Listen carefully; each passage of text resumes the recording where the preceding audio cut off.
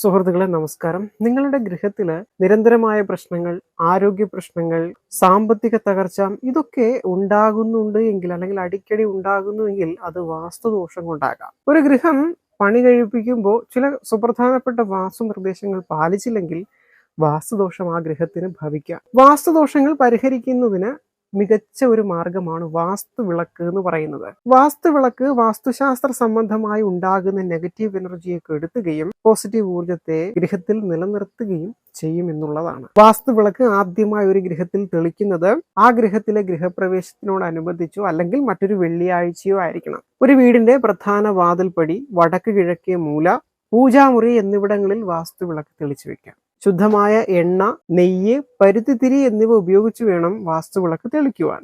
വാസ്തുവിളക്കിൽ ഒരു ദീപജ്വാല അല്ലെങ്കിൽ 2 ദീപജ്വാല എന്നിങ്ങനെ തിരി തെളിക്കാവുന്നതാണ്. വാസ്തുവിളക്ക് ഗായത്രി മന്ത്രം ഉരുക്കഴിച്ചുകൊണ്ട് കൊളുത്തുന്നത് ഏറെ ശ്രേഷ്ഠമാണ്. ഒരു യഥാർത്ഥ വാസ്തുവിളക്കിന്റെ ചുവടുഭാഗത്തൊരു ആമയെയും മധ്യഭാഗത്തൊരു കലശവും അതിന്റെ നാരായത്തിൽ അല്ലെങ്കിൽ ആ ഒരു മുന വരുന്ന ഭാഗത്ത് 2 പാമ്പുകൾ ചുറ്റിട്ട പോലെ ഒരു ചിഹ്നവും നമുക്ക് കാണുവാൻ സാധിക്കും. വാസ്തുവിളക്കിനെ കുറിച്ച് പൂർണ്ണമായൊരു വീഡിയോ ചാനലിൽ അപ്ലോഡ് ചെയ്തിട്ടുണ്ട്. കാണാത്തവർക്ക് അത് കാണാവുന്നതാണ്.